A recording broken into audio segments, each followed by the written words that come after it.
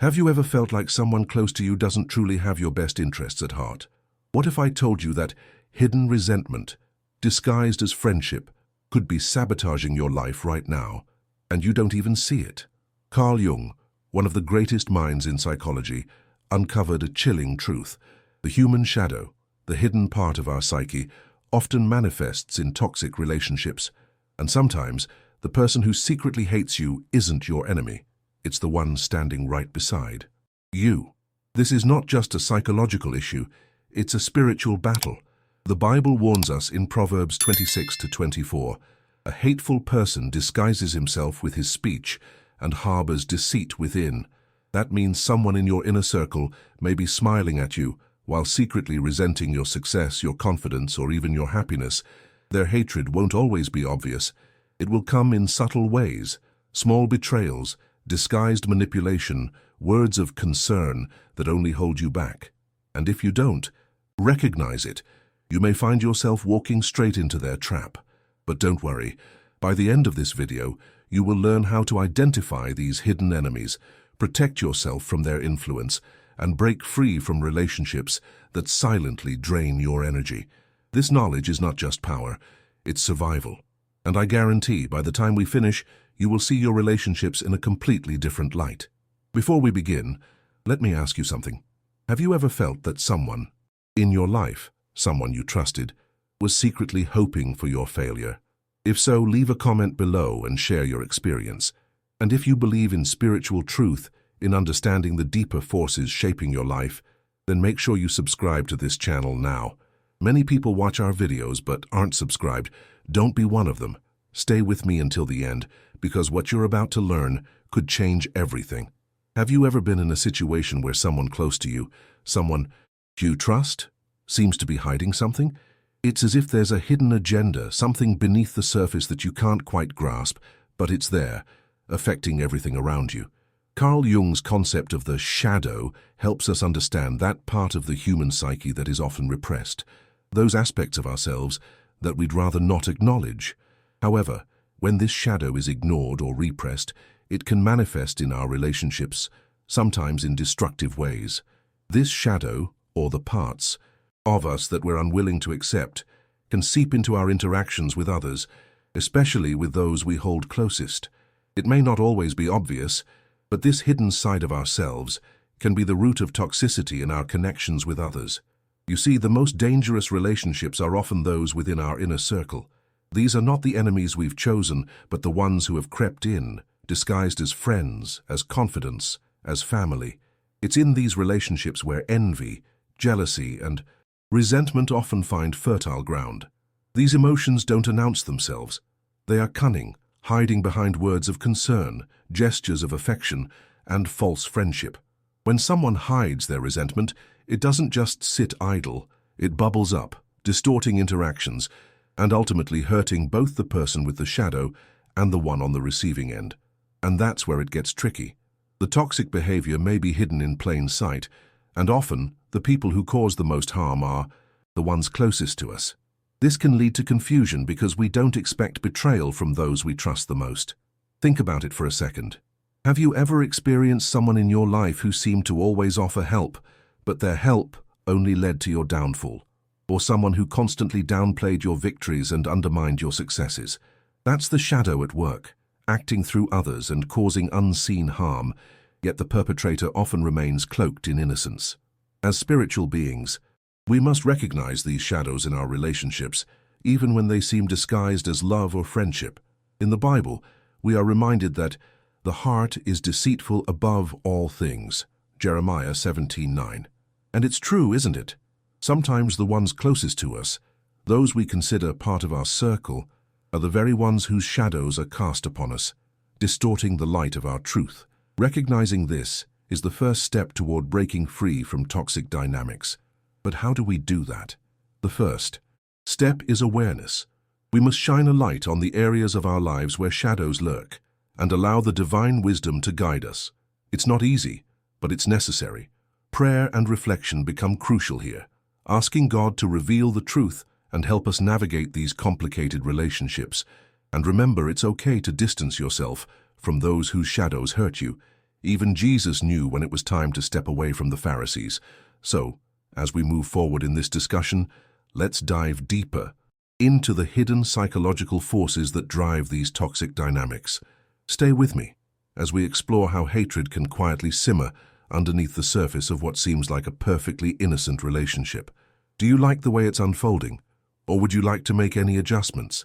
Let me know if you want me to tweak something and I'll adjust it accordingly. Have you ever felt an inexplicable tension with someone, even though they never openly expressed hostility toward you? It's as if something unsaid lingers in the air, a silent force shaping the way they treat you. This is the nature of hidden hatred. It doesn't always reveal itself in outright aggression, but festers beneath the surface, manifesting in subtle, almost imperceptible ways. Jung's theory of psychological projection explains that when people suppress emotions they can't confront within themselves, those emotions are instead directed toward others. So when someone secretly resents you, they won't always say it, but they will show it in ways both small and significant. Think about those moments when a friend's jokes seem to carry an extra sting, or when someone's constructive criticism always feels more like tearing down than building up. That's projection at work. They don't see their own insecurities, their own shortcomings, so they reflect them onto you. Instead of facing their personal struggles, they unload them on you, turning you into the villain of their internal battle. Their wounds, their bitterness, their disappointments in life. They project all of it onto you because confronting their own shadows would be far too uncomfortable. One of the most deceptive aspects of this dynamic is that the person who secretly resents you may still smile in your presence, may still offer words of kindness, may still act as though nothing is wrong, yet their actions betray them. It's in the passive-aggressive remarks, in the moments they conveniently forget to include you in something important, in the way their support feels forced or their enthusiasm for your success feels lukewarm. This is not just human behavior, it is spiritual warfare. In Proverbs 26:24-26, the Bible warns, "A malicious man disguises himself with his lips, but in his heart he harbors deceit." Hidden resentment is not just a psychological issue, it is a condition of the soul. But here's the thing, their hatred is not really about you, it is about them. The darkness they refuse to confront, the pain they refuse to acknowledge, it all spills over into their relationships. That's why their resentment doesn't necessarily come from something you did. It comes from what your presence triggers within them. Maybe your growth reminds them of their stagnation. Maybe your peace highlights their internal chaos. Maybe your confidence exposes their insecurities. You don't even have to do anything wrong. Just existing as you are can be enough to make someone secretly resent you. So, what can be done? The first step is discernment. Recognizing these subtle signs is crucial, but the response must be rooted in wisdom, not reaction. It is tempting to confront, to demand answers, to force someone to admit their true feelings, but that rarely works. Instead, prayer and distance can be the most powerful tools. Jesus himself said, "Be wise as serpents and harmless as doves." Matthew 10:16. That means understanding the reality of a situation without letting it corrupt your own spirit. When faced with silent hatred, do not mirror it. Instead, stand firm in your light, unmoved by the shadows others cast. But this journey of awareness does not end here. If hidden resentment takes root, it will find ways to express itself, sometimes in unexpected ways. And one of the most common tools used in these hidden battles? Irony, the art of masking hostility behind humor. Stay with me, because what comes next will reveal even deeper layers of this silent war. Irony, one of the most deceptive weapons in human interaction. It's sharp, disguised, and, when wielded with precision, can leave wounds that no one else sees. Have you ever been in a conversation where someone made a joke at your expense, and when you reacted, they dismissed it with, "Relax, I was just kidding"? That's the art of concealed aggression. Irony allows a person to express resentment under the guise of humor, making it nearly impossible to confront directly. Carl Jung understood this well. People who suppress their shadows find ways to release them in socially acceptable ways. And irony? It's one of the most effective. At its core, irony is about double meanings. It allows someone to say something cruel while pretending they meant no harm. Phrases like, "Oh, you're always so lucky, aren't you?" or "I knew you'd mess it up" are not mere words. They are daggers wrapped in velvet. These remarks create an environment where the victim second-guesses themselves. Am I being too sensitive? Am I imagining things? This confusion is intentional. The perpetrator wants their target to feel small but also powerless to react. They thrive on the plausible deniability that irony provides. "It was just a joke," they say. But was it? The Bible warns against this very behavior. Proverbs 26:18-19 states, "Like a maniac shooting flaming arrows of death is one who deceives their neighbor and says, 'I was only joking.'" That's exactly what happens in these interactions. The disguised attack is launched, and when confronted, the aggressor retreats into false innocence. This is not harmless banter. It is psychological warfare. People who engage in this behavior are often deeply insecure. They cannot express their frustrations openly, so they resort to veiled hostility. Their envy, their bitterness, their silent competition with you, it all leaks out through carefully chosen words that seem light-hearted but carry weight. And here's where it gets even more dangerous. Repeated exposure to this kind of behavior reshapes a person's self-perception. If someone close to you constantly makes jokes that belittle you, even if they're playful, those words start to sink in. They become part of the inner dialogue, part of the self-image. Maybe I really am that way. This is how slow, subtle sabotage works, not through direct confrontation, but through whispers in the form of irony, gradually eroding confidence and self-worth. So how do you counter this? Awareness is the first line of defense. Recognizing when a joke is not really a joke allows you to take back control. You don't have to engage, you don't have to laugh along. Jesus himself never played along with those who mocked him. He stood firm, unwavering, and so should you. Let your yes be yes, and your no, no. Matthew 5:37. This means calling out the disguised hostility, not in anger, but in clarity. I see what you're doing, and I will not let it affect me.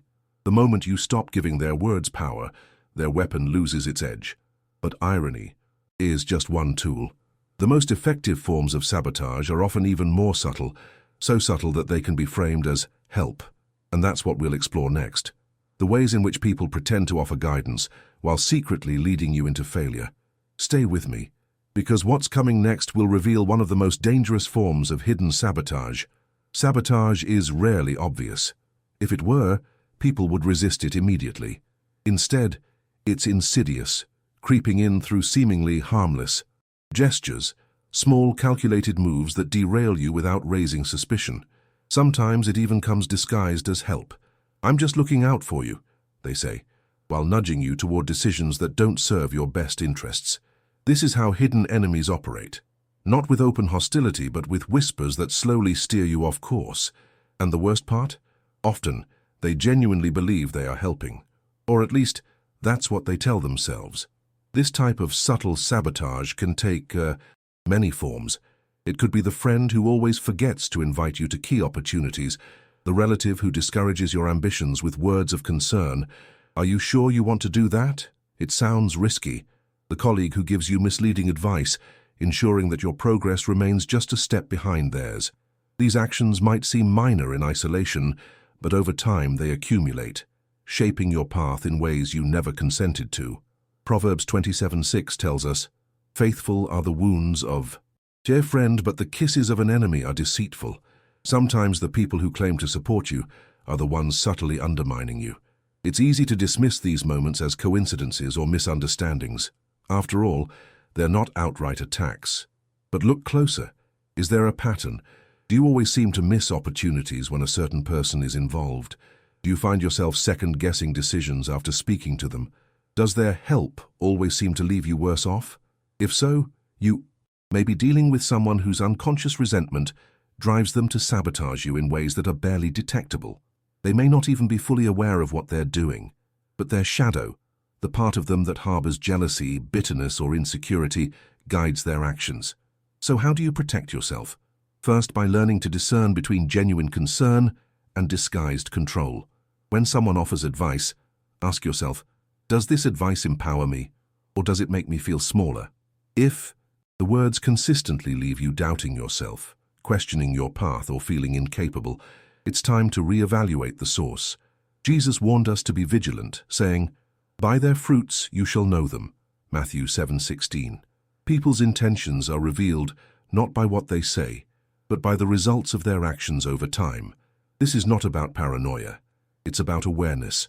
Not everyone who gives advice is trying to mislead you, but those who do will rarely make it obvious. That's why discernment is a spiritual tool. And the deeper we go into these hidden forces, the more we uncover the silent tactics used to weaken and isolate. Because sometimes the strongest form of sabotage is not what someone says, but what they don't say. Silence itself can be a weapon, and that's exactly what we're going to explore next. Silence. Sometimes it speaks louder than words. Have you ever noticed how some people are there for you when you struggle but disappear when you succeed? Their support feels present in moments of hardship, but when you finally achieve something meaningful, they grow distant, indifferent. This is not an accident. It is a silent form of sabotage, one that erodes confidence and dims the joy of accomplishment. Hidden resentment often doesn't take the form of direct confrontation, but manifests through absence, through the refusal to celebrate your victories, acknowledge your pain, or offer genuine encouragement. True support is not just about being present during trials, but also about rejoicing in another's success. Romans 12:15 instructs us, "Rejoice with those who rejoice, weep with those who weep." But some people only show up for the second half of that verse. Why? Because your success serves as a mirror to their own insecurities. When you suffer, they feel superior. When you thrive, they feel threatened. And instead of facing those emotions, they withdraw, offering cold responses, downplaying your achievements or worse, making you feel guilty for them. Have you ever shared exciting news with someone only to receive a forced smile and a dismissive, "That's nice"? That's not just a lack of enthusiasm. That's quiet resentment in disguise. The Bible gives us a powerful example of this in the story of Joseph and his brothers, Genesis 37. Joseph's success was not met with celebration, but with jealousy. His own brothers could not stand the sight of his favor, so they plotted against him. And isn't that still true today? The people closest to us, those who should be our biggest supporters, can sometimes be the very ones who secretly wish to see us fail. Not openly, not aggressively, but subtly, through silence, indifference, and strategic absence. Their lack of words becomes a weapon, leaving you questioning yourself, wondering if your achievements are even worth celebrating. So how do you respond? By recognizing that silence can be just as revealing as spoken words. If someone is never there when you succeed, they are not truly in your corner. This is not about expecting constant praise, but about discerning the difference between genuine relationships and those built on silent competition. 1 Corinthians 13:4 tells us that love does not envy. True spiritual connections are free from hidden rivalry. When someone is genuinely for you, their support does not waver based on their own feelings of inadequacy. Understanding this is crucial, but there's something even more dangerous than silent resentment. Sometimes it's not just a lack of support. It's an active, ongoing effort to compete with you, to overshadow you, to prove that they are better. This is where hidden competition comes into play, and it can be one of the most toxic dynamics in any relationship. So, let's go even deeper and explore this next. Competition is not always declared. Sometimes it's an unspoken battle, a silent war waged in the shadows of a relationship. Have you ever noticed how certain people never allow you to have a moment of recognition without immediately redirecting the focus to themselves? You share a personal victory, and suddenly they have a similar story, only bigger, better, more impressive. Your joy is met not with celebration, but with comparison. This is competition in its most insidious form, hidden beneath the surface yet shaping every interaction. And the most unsettling part, many who engage in it don't even realize they're doing it. Why does this happen? Because some people see your success not as an inspiration, but as a threat. It exposes their insecurities, making them feel as though they must prove themselves. This is a reflection of their own inner conflict, not a reflection of your worth. Cain and Abel are a perfect biblical example of this dynamic. Genesis 4. Cain did not hate Abel because Abel wronged him. He hated him because Abel's offering was favored by God. Instead of improving himself, Cain turned his resentment outward, seeking to eliminate the competition. And isn't that what still happens today? When someone constantly tries to outshine you, it's not about you. It's about their inability to deal with their own perceived shortcomings. This silent competition can be exhausting because it forces you into a cycle of validation. You begin to question, am I really achieving something meaningful, or am I just caught in an invisible contest? This is why awareness is so important. Philippians 2:3 reminds us, do nothing out of selfish ambition or vain conceit. Rather, in humility, value others above yourselves. True spiritual growth does not come from proving oneself superior, but from recognizing that we are all on our own individual journeys. Competing against others only distracts from the real mission, self-improvement and spiritual alignment. So what can be done? First, resist the urge to engage. The moment you recognize this dynamic, step away from the game. You do not need to prove yourself to anyone. Jesus himself never sought validation. His power was in his quiet confidence. When others tried to challenge him, he responded with wisdom, not rivalry. Follow that example. Set boundaries. Limit the space you give to those who drain your energy with unnecessary competition. Recognize that their struggle is with themselves, not with you. But competition is not the only way hidden resentment manifests. Sometimes, instead of competing with you, people choose another route, destroying your reputation from the shadows. This is where things become even more dangerous. Stay with me, because what comes next will expose one of the most damaging tactics, one that can quietly erode everything you've built. Some of the most dangerous attacks are not those launched in the open, but those whispered in secret. Have you ever felt a shift in how people treat you, yet you couldn't trace it back to anything you did? One day, everything seems fine, and the next, there's an unspoken tension, an unexplained distance. This is the silent destruction of reputation, a form of hidden hatred where someone seeks to harm you, not through confrontation, but through quiet manipulation of how others see you. And the worst part? You may not even realize it's happening until the damage is already done. People who secretly resent you will rarely confront you directly. Instead, they plant seeds of doubt, twisting narratives, distorting reality, turning others against you subtly, piece by piece. They don't need to tell outright lies, just the right amount of exaggeration. A little omission here, a strategic framing there. I love them, but I'm just worried about their choices lately. Or, I don't want to gossip, but you should know. And just like that, your reputation is being rewritten behind your back. The Bible warns us about this type of deception in Proverbs 16:28. A perverse person stirs up conflict, and a gossip separates close friends. This is a spiritual battle, and its goal is isolation. The enemy knows that when a person is cut off from their support system, they are more vulnerable.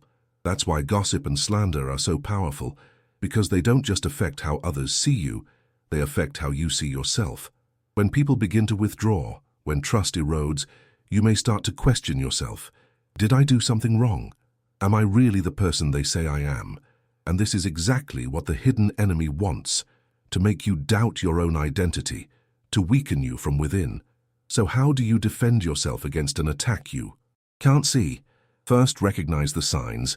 If relationships in your life start changing for no clear reason, if people seem hesitant around you or distant, consider the possibility that something is being said behind your back. But here's the key. Do not engage in the same behavior.